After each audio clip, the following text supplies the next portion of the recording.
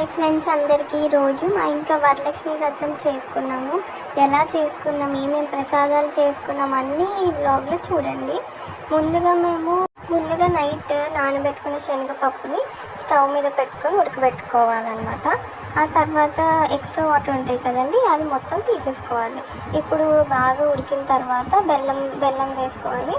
ఆ బెల్లం వేసుకొని మొత్తం మనకి కావాల్సిన కన్సిస్టెంట్గా వచ్చిన తర్వాత దాన్ని తిప్పుకుంటూ ఉండాలన్నమాట.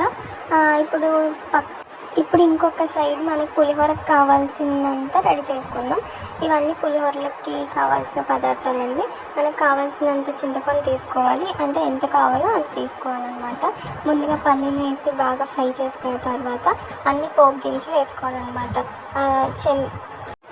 మినప్పప్పు, శనగపప్పు అవన్నీ బాగా వేయించిన తర్వాత ఆవాలు వేసుకోవాలి. ఆవాలు కూడా బాగా వేయిన తర్వాత పచ్చిమిరపకాయలు, తర్వాత కరివేపాకు కూడా వేసుకొని బాగా ఫ్రై చేసుకోవాలన్నమాట. అది ఫ్రై చేస్తూ ఉండాలన్నమాట. తర్వాత ఫ్రై అయిపోయిన తర్వాత ఎండుమిరపకాయలు వేసుకొని మళ్ళీ ఫ్రై చేసుకోండి. ఇది ఫ్రై అవుతూ ఉన్నప్పుడు ఇటు పక్కన ఇది ఎలా ఉందో చూసుకుంటూ ఉండాలన్నమాట. దీంట్లో ఇప్పుడు మనం ఇలాచీలు పౌడర్ చేసుకొని వేసుకోవాలన్నమాట. దానివల్ల మనకు మంచి ఫ్లేవర్ వస్తుంది, మరియు ఇంకా స్వీట్లో బాగుంటుంది అన్నమాట. సో ఇటు పక్కన ఇది ఫ్రై అయిపోయింది కదండి. ఇప్పుడు దాంట్లో మనం పసుపు వేసుకొని బాగా తిప్పుకోవాలన్నమాట. తర్వాత మనం ఏదైతే చింతపండుని పిసుక్కొని స్టోర్ చేసుకున్నాం కదండి, అది పక్కన తీసుకొని దాంట్లో వేసుకోవాలి. ఇప్పుడు తగినంత ఉప్పు వేసుకొని తిప్పుకోవాలండి. ఏదైతే మనము ఇలాచీ పౌడర్ చేసామో ఆ పౌడర్ని మనం దాంట్లో వేసుకోవాలన్నమాట, ఈ పూర్ణంలో. అదప్పుడు బాగా తిప్పుకుంటూ ఉండాలి. మనకు కావాల్సిన కన్సిస్టెంట్ లడ్డు ఎలా అవుతుందో ఆ విధంగా వచ్చిన తర్వాత మనం అది తీసుకొని పక్కన పెట్టేసేయాలి. ఈ పులిహోర అయిపోయిందని పులిహోరను మేము కలిపేసుకొని పక్కన పెట్టేసుకున్నాం అనమాట. మొదటిది అయిపోయిందనమాట, మొదటి ప్రసాదం అయిపోయింది. ఇప్పుడు మరొక ప్యాన్ పెట్టేసుకొని మేము గారెలు వేసేసుకుంటున్నామండి. గారెలు కూడా ఇంకొక సెకండ్ ప్రసాదం అనమాట. ఈ గారెలన్నీ వేసేసుకొని ఇది కూడా వరలక్ష్మి అమ్మవారికి పెట్టేసుకున్నాము. ఇవన్నీ అయిపోయాయి. ఇప్పుడు మనం పూర్ణం చేసుకుందాం అనమాట.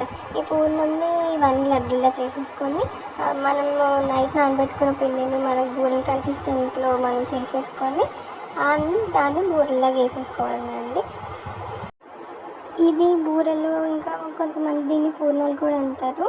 దీన్ని ఆంధ్ర వాళ్ళు అయితే బూరెలు అంటారనమాట. ఇక్కడ వాళ్ళేమో పూర్ణాలు అని అంటారు. ఇదంతా అయిపోయిన తర్వాత మనం ఇవన్నీ వేసేసుకోవాలన్నమాట. వేసేసుకొని ఇది థర్డ్ ప్రసాదం అనమాట. మనం 5 ప్రసాదాలు పెడుతున్నాం కదండి, ఇది థర్డ్ ప్రసాదం అనమాట దేవతకి. చూడండి, ఇది పులిహోర, గారెలు, బూరెలు ఇవన్నీ రెడీ అయిపోయాయి. ఇప్పుడు మనం అమ్మవారికి డెకరేషన్ స్టార్ట్ చేసేద్దాం. ఇది పీటలండి. అమ్మవారిని పెట్టడానికి మనం ఫస్ట్ పీటలు పసుపు రాసేసి మొత్తం బొట్లు పెట్టేయాలన్నమాట. పసుపు, కుంకుమ ఇవన్నీ పెట్టేసేయాలన్నమాట. దాన్ని పసుపుతోటి, కుంకుమతోటి ఫస్ట్ మనం డెకరేట్ చేసేసుకోవాలి. ఆ తర్వాత మనం పద్మ ముగ్గు వేసుకోవాలన్నమాట. అక్కడ మనం అమ్మవారిని కలశంని పెడతామన్నమాట. అందుకని ఆ ముగ్గు వేసుకుంటాం అనమాట. దానికి మళ్ళీ మనం పద్మం ముగ్గుకి మనం పసుపు, కుంకుమతోటి మళ్ళీ దానిపైన వేసుకోవాలన్నమాట. అమ్మవారిని పెట్టడానికి ఈ పీటను మనం రెడీ చేసేసుకున్నాం. ఇప్పుడు చూసారు కదండి, ఈ కలశంలో మనం బియ్యం వేసుకున్నాం అనమాట. ఆ తర్వాత దాని మీద మనము మామిడాకు పెట్టుకున్నాం. దానిపైన కొబ్బరికాయ బొట్లన్నీ పెట్టేసి, పసుపు రాసి బొట్లు పెట్టేసి దాన్ని పెట్టామన్నమాట. ఇప్పుడు మనం బ్లౌజ్ ముక్క ఏదైతే ఉందో మనకు కావాల్సింది దాన్ని మనము అమ్మవారిని కొబ్బరికాయ పైన అలంకరించేసుకొని మనం రెడీగా పెట్టేసుకోవాలన్నమాట.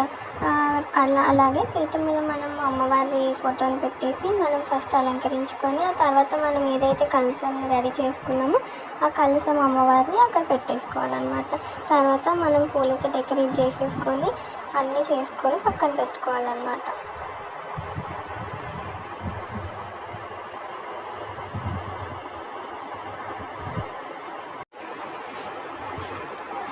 ఒక 2-3 రకాల పువ్వులు అయితే సరిపోతాయండి. 3-4 పువ్వులు పెట్టేసుకొని సరిపోయింది.